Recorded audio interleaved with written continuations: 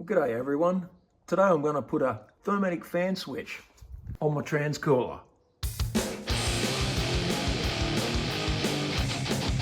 Now this fan switch is made by Davies Craig, which is an Australian company, and I've got one on my duster and I've also got one on the radiator Thermatic fan. And the benefits of these switches is it has a digital readout.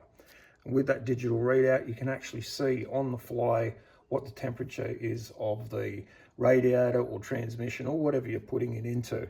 And you can also change it from when it comes on and off to your liking. Now, as you can see, I've already got the dash out, I've got the kick panel out here, and here I've got the radiator one in here, or radiator Thermatic fan. I'm going to mount the new one just over here, and I've pre-drilled that and I've made a little bracket. I think I might just get that in for the moment and then start wiring it all in. Well, I've got that all bolted in and I'm in the process of wiring it all up. I've got this sensor wire here running through the firewall. I've just got to run it through the chassis and bring it round to the front to the fan. And from the controller, I've run a 25 amp main wire there, running it along the harness there. I'll tidy that up a little bit later with some loom ties, but I've run that through the firewall. And it's going to go to this junction box that I put in earlier. This is all mounted to the chassis here. I know it's a little bit of a bird's nest of wiring here, but you know, it's all safe, it's all fine. So I'm going to bring that wire down through the top up here. Maybe I can grab it. Where is it? Here it is here. Yeah. And I'll terminate that end with an eyelet and I'll put it up into here. Like so. So I've run this sensor wire all the way through the chassis there, and I've just got it tied up here for the moment, and I've got it sitting here. I'll probably just put a tie here and get to it later tonight, or maybe just even tomorrow. And I'll just show you under here. There's that wire there. That runs through the firewall and comes down and simply goes onto this junction box here. Well, it's been a few hours and I've finally got all this wiring done. It's getting late in the arvo. Time to get this dash back in. I've made a few modifications to the fan. I've put a fitting in here. Let's see, there you go. And that way you can remove it on the back without having to cut that hose. And I've also put a couple of riv nuts here for the reversing mirror. I used to just have it screwed on, but it was never quite done right. So, time to get it all back in again. So along with this fan switch, I bought an adapter kit so that it can be plumbed into the transmission lines. It's just a block with a couple of barbs and has a hole here for the actual sensor. And with this block, it needs to be mounted somewhere. So I just made a simple bracket. And then what I'll do with this is bolt it to the transcooler bracket. Obviously not on this side of the grill. I'm going to have to take all the transcooler out and bolt it to it and put it all back in again. So there's the transcooler out, and as you can see, that's how it gets bolted to the side of this bracket here.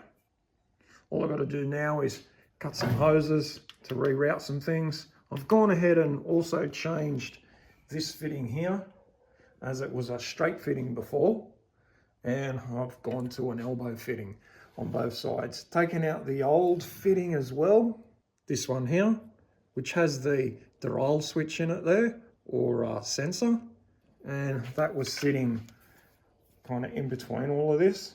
But yeah, remove that, put the elbow there. I'll put a hose on here. As you can see, it sits here. All I've got to do now is route a hose to here, which is one of the ones up in here. Where is it? There it is, that one there. Trans fluid. I do have some clamps on those hoses, but evidently that wasn't enough. There's probably a little bit of trans fluid just in that short bit of hose from there and just over into there. You can see that line there. I'm going to cut that, join it to here, and then we can get this bolted all back up inside there again. Well, all the pipes are on now. There you go. Put a little bit of conduit cover over that just to protect it, because that's pretty sharp on the underside of here. I don't want it ripping into the rubber. Like I said, that's all done. So now all I got to do is bolt it in. Oh, but before I do that, I'm going to have to change up some of this wiring. Either this one here or that one there. I'll have to put a spade on one of them because I have to join that one there to that one. Well, that's done. Well, that was a bit of a chore, but I've got it all in now. There, get all the wiring in, all the pipes are neatly in there. Bit hard to see, but you might be able to see up in here. And they come around to here. There we are. So what I've got to do now is run it and make sure there's no leaks. And then I've got to set that controller. First thing I've got to do is get this light out of here. Wouldn't want that in there with the engine running. Well, she's running away there. And I don't think there's any leaks in that. That might just be a bit of oil on this side that when I was just assembling it. If there was any major leak, it'd be pouring out everywhere.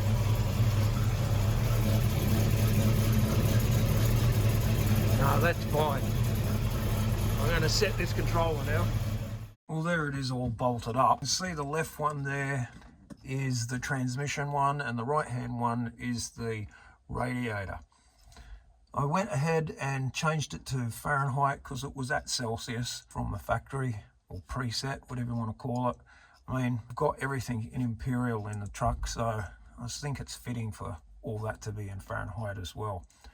Now it was preset to 185 to come on, and I'm going to turn that down a little bit, see if we can't run it a little bit cooler. Well, now that that's all set and all done, oh, hang on, I've still got to put that hood lining in. Yeah, I'll do that first, but once I've done that, I'll take it for a drive and see if it all works.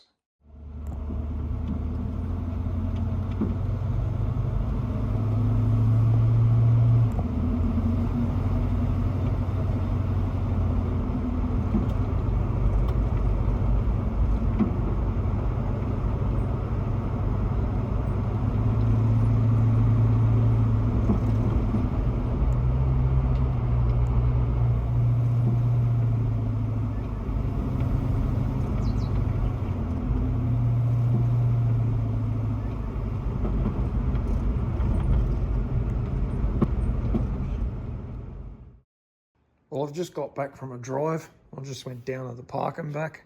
Everything seems to be fine. It doesn't even get that hot. I suppose you need to take it on a bit more of a drive before it gets hot. The engine cycled a few times, or the fan cycled a few times on the engine, but the transmission didn't get any closer to like, or over about 120 Fahrenheit. So that's a good thing. At least now I know I've got some control with this thing on a hot day. You know, we do get some pretty hot days here in Australia, so I'll be able to dial that in. What I have done also is just put a little override switch here. So if I do want to just turn it on manually, I can just dip that and those fans will come on, or that fan will come on. Well, that's a wrap for this video. Hopefully you'll come and watch me next time. See yas.